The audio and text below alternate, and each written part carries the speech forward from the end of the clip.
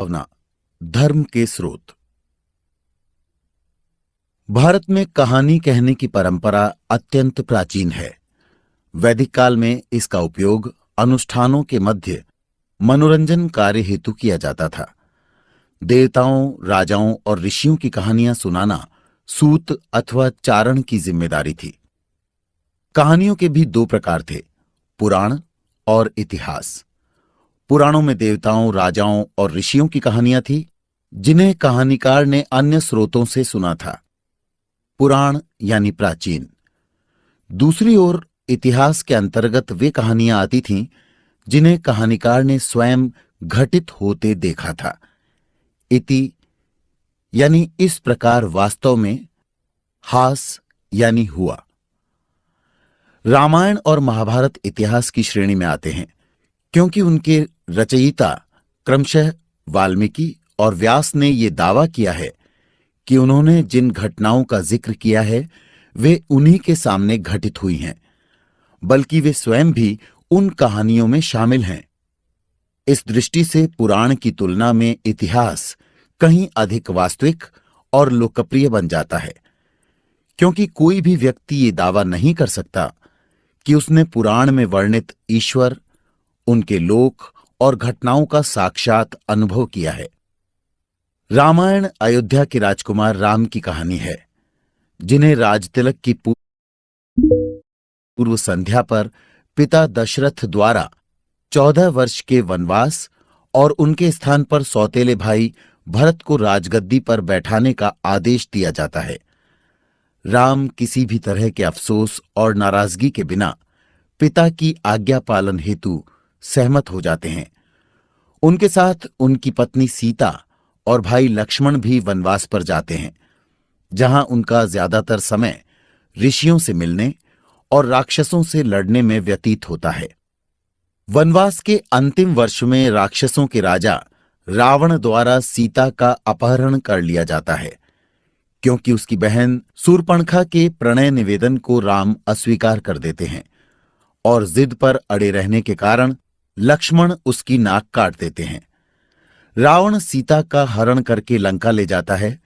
समुद्र के बीच स्थित लंका पर चढ़ाई के लिए राम वानरों की सेना एकत्रित करते हैं और समुद्र पर पुल बनाते हैं।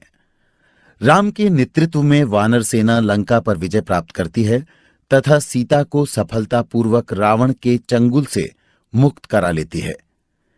सीता को अपनी पवित्रता सिद्ध करने के लिए अग्नि परीक्षा देनी पड़ती है। राम विजयी होकर वापस लौटते हैं और उनका अयोध्या के राजा के रूप में राजतिलक होता है। लेकिन उनकी प्रजा में ये कानाफूसी होने लगती है कि किसी रघुकुल वंशज राजा की पत्नी का चरित्र संदिग्ध होना शोभा नहीं देता। राम गर्भवती सीता का परित्याग कर देते हैं, जो वन में महर्षि वाल्मीकि के आश्रम में उनके जुड़वां पुत्रों का लालन पालन करती है। वे श्रेष्ठ योद्धा के रूप में बड़े होते हैं, जिन्होंने महर्षि वाल्मीकि से राम कथा सुनी होती है। वे राम के अश्व को बंदी बना लेते हैं और अयोध्या की सेना को भी परास्त कर देते हैं। अंततः राम और उनके पुत्रों का मिलन होता है। सीता सबको विदा कहते हुए धरती में समा जाती है तथा सीता के वियोग में दुखी राम सरयू नदी में जल समाधि ले लेते हैं। महाभारत वेदव्यास के पौत्रों एवं भरत के वंश की दो शाखाओं, पांडव के रूप में प्रसिद्ध गोद लिए हुए 5 पुत्रों एवं कौरव के रूप में प्रसिद्ध धृतराष्ट्र के 100 पुत्रों के मध्य हुए भीषण संघर्ष और प्रतिद्वंदिता की कहानी है। अपने प्रतिभावान चचेरे भाइयों को राजगद्दी मिलने की संभावना से भयभीत कौरव पांडवों के महल को आग के हवाले कर देते हैं।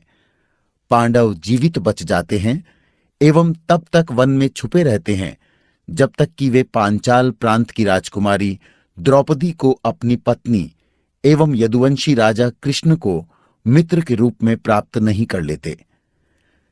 शक्तिशाली पत्नी एवं बुद्धिमान मित्र के प्राप्त होने से सशक्त हुए पांडव सामने आते हैं और स्वयं को ज्येष्ठ बताते हुए पारिवारिक संपत्ति में अपने आधे भाग को पाने का दावा प्रस्तुत करते हैं।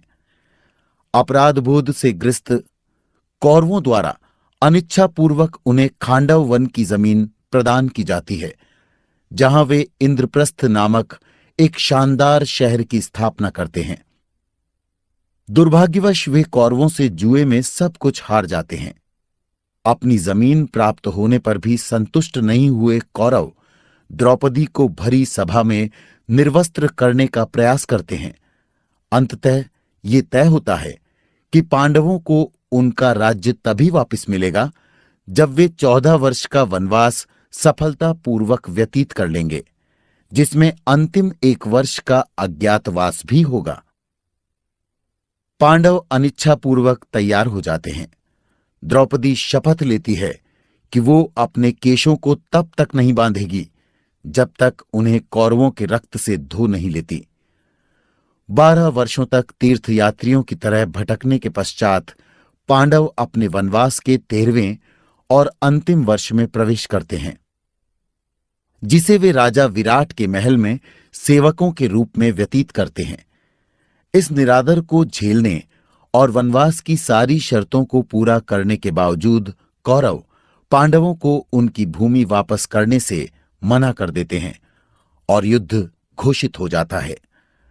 पांडवों के पक्ष में 7 सेनाएं और 1 निहत्थे कृष्ण होते हैं। कौरवों के पक्ष में कृष्ण की सेना सहित कुल 11 सेनाएं होती हैं।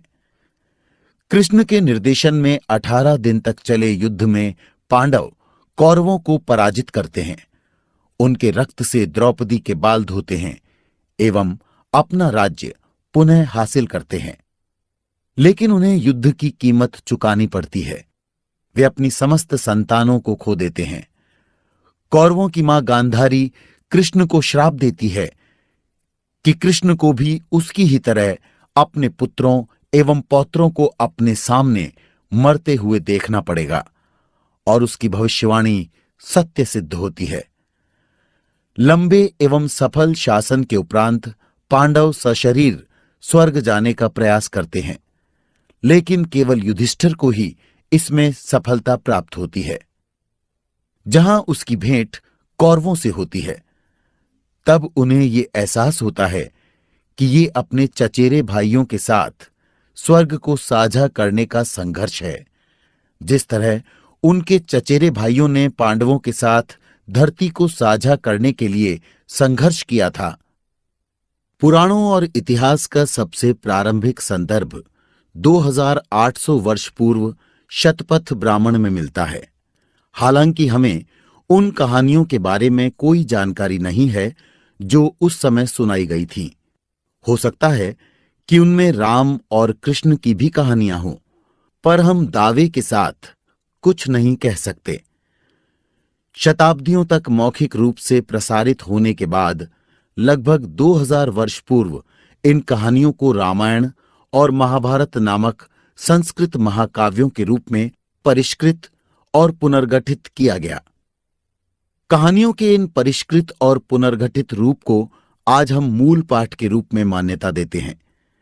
इन ग्रंथों में पहली बार हिंदू इतिहास में धर्म के विचार को विस्तार से व्यक्त किया गया है, जो उन्हें विश्व पटल पर धर्म के स्रोत के रूप में प्रतिष्ठित करता है। वैदिक काल में धर्म शब्द एक प्रभावी विचार के रूप में नजर नहीं आता है। 3000 वर्ष से अधिक पुराने ऋग्वेद की 1000 ऋचाओं में यह शब्द 100 से भी कम बार दिखाई देता है। उस समय धर्म से अभिप्राय सामाजिक व्यवस्था एवं उसे बनाए रखने के राजसी दायित्व से था। ऋग्वेद के कुछ समय बाद रचित शतपथ ब्राह्मण में धर्म का अर्थ विस्तृत हो जाता है और इसका अभिप्राय पाश्विक प्रवृत्तियों पर काबू पाना, जंगल के कानून को पलटना और एक ऐसी संस्कृति को गढ़ना जिसमें ताकतवर व्यक्ति अपने से निर्बल की देखभाल करे इत्यादि हो जाता है। उपनिषदों में शायद ही धर्म का कहीं उल्लेख हो। उपनिषदों का ध्यान आत्मा पर केंद्रित है, यानी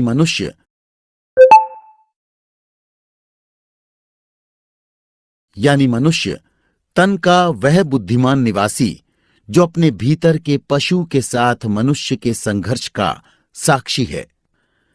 लगभग 2300 वर्ष पूर्व सम्राट अशोक द्वारा अपनी राजाज्ञाओं में धर्म शब्द के प्रयोग के बाद ही इसने प्रसिद्धि प्राप्त की।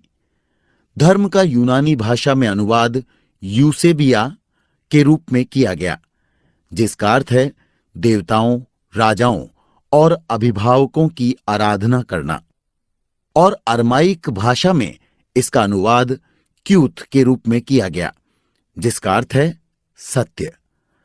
अन्य शब्दों में भारत के मौर्य शासक के लिए धर्म का अभिप्राय सामाजिक व्यवहार और आध्यात्मिक विश्वास दोनों से था।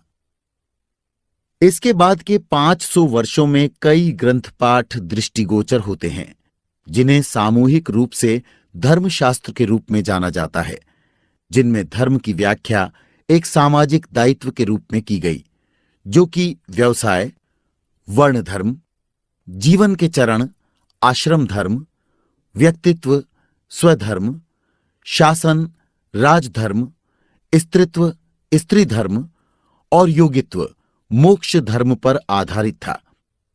इस अवधि के दौरान 3री शताब्दी ईसा पूर्व से लेकर 3री शताब्दी ईस्वी तक ब्राह्मणों का ध्यान बड़ी मात्रा में रामायण और महाभारत पर गया और ये महाकाव्य अपने अंतिम स्वरूप तक पहुंचे, वह स्वरूप जिससे आज हम सभी परिचित हैं। इन कहानियों ने लोगों को धर्म की जटिलताओं, इसकी प्रसंगगत प्रकृति, युग धर्म, विलक्षणता, सूक्ष्म धर्म और दुविधाओं, धर्म संकट को समझने में मदद की। वैदिक काल की तुलना में मौर्योत्तर काल में धर्म इतना महत्वपूर्ण शब्द क्यों बन गया?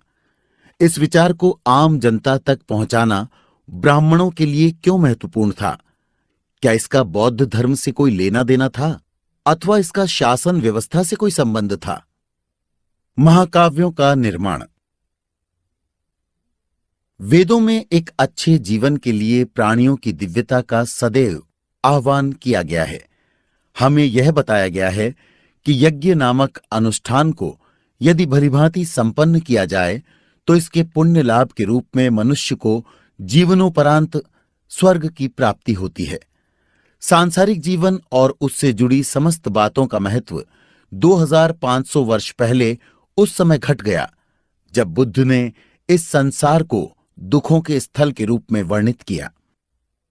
उन्होंने इच्छाओं की समाप्ति, सांसारिक जीवन के त्याग और अपनी व्यक्तिगत पहचान की विस्मृति या निर्वाण यानी पाली भाषा में निब्बान की प्राप्ति के लिए तपस्वी की तरह जीवन यापन करने का प्रवचन दिया। उन्होंने इस जीवन दर्शन को धम्म कहा, जो संस्कृत शब्द धर्म का पाली संस्करण है।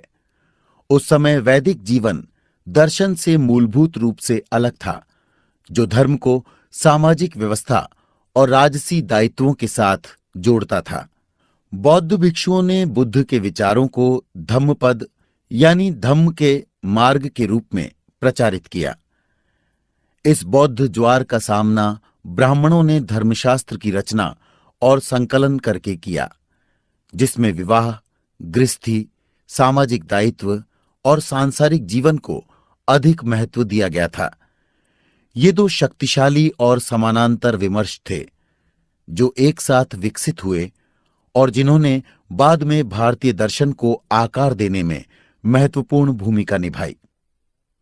हालांकि धम्मपद और धर्मशास्त्रों ने सामान्य जनमानस को प्रभावित नहीं किया। सामान्य जनमानस की रुचि कहानियों में थी, इसलिए भिक्षुओं ने लोकप्रिय लोक कथाओं को आधार बनाते हुए जातक साहित्य लिखा, ताकि लोगों को ये सिखाया जा सके कि किस तरह दैनिक जीवन में धम्म का पालन किया जा सकता है। ये कहानियां बताती हैं कि किस तरह बुद्ध ने अपने पिछले जन्म में बौद्ध आदर्शों का पालन किया था, जिससे अर्जित पुण्य से उन्हें अपने अंतिम जीवन में निर्वाण प्राप्त करने की योग्यता हासिल हुई। जातक कथाओं। जातक यानी जन्म के समय की स्थितियां, नक्षत्र या ज्योतिषीय रेखाचित्र की लोकप्रियता ने ब्राह्मणों को अपना ध्यान अनुष्ठानों और कानून संबंधी पुस्तकों के बजाय कहानियों पर केंद्रित करने के लिए विवश किया। इस परिवर्तन का हिंदू धर्म पर व्यापक असर पड़ा।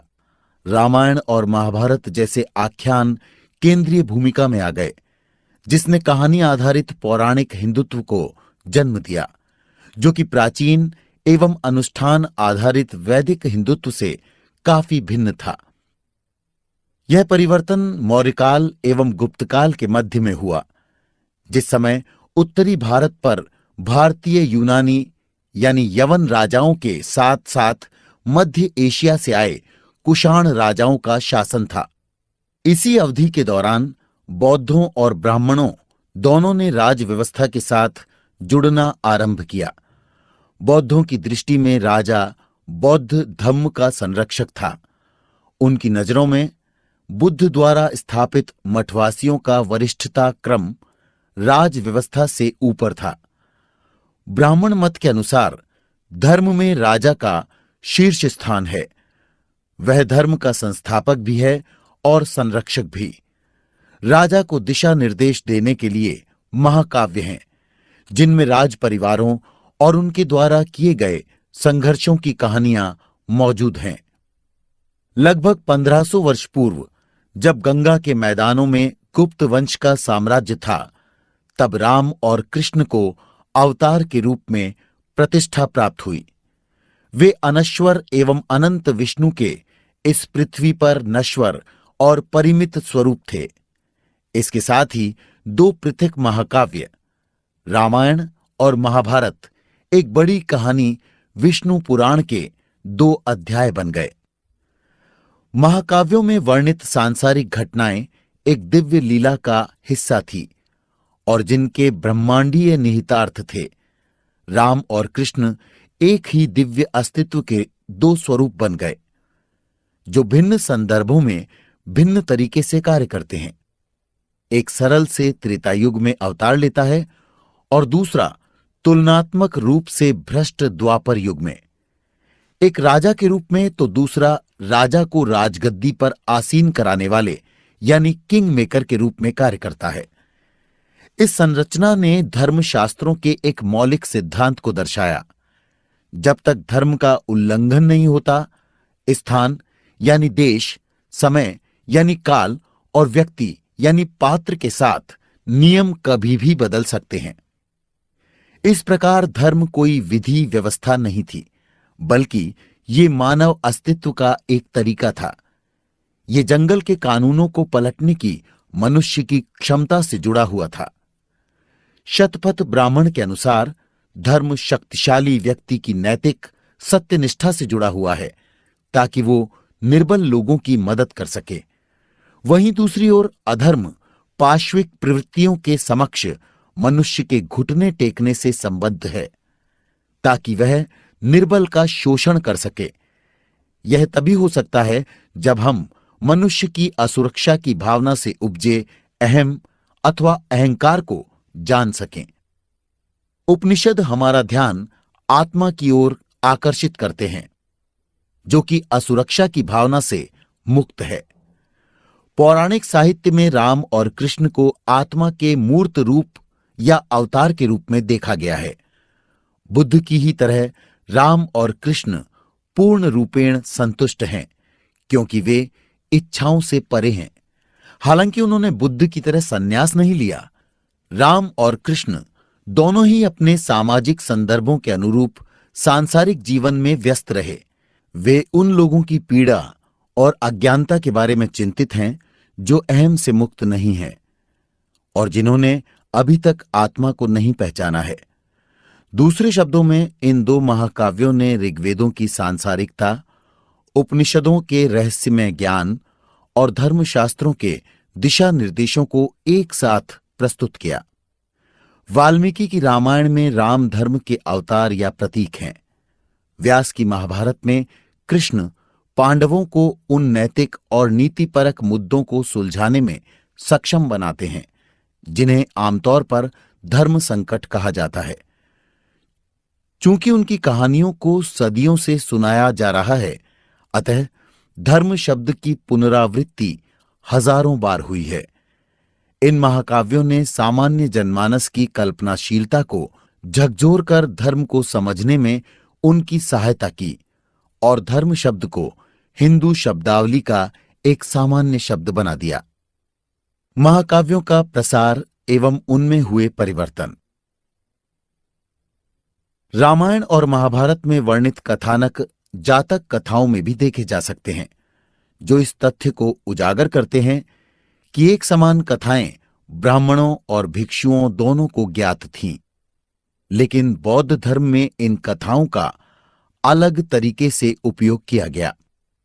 दशरथ जातक में राम की सत्यनिष्ठा और घट जातक में कृष्ण की हिंसा पर प्रकाश डाला गया है।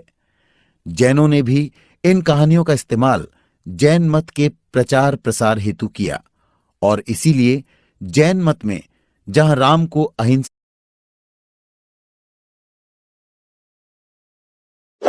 Subscribe now and press the bell icon. Never miss an update.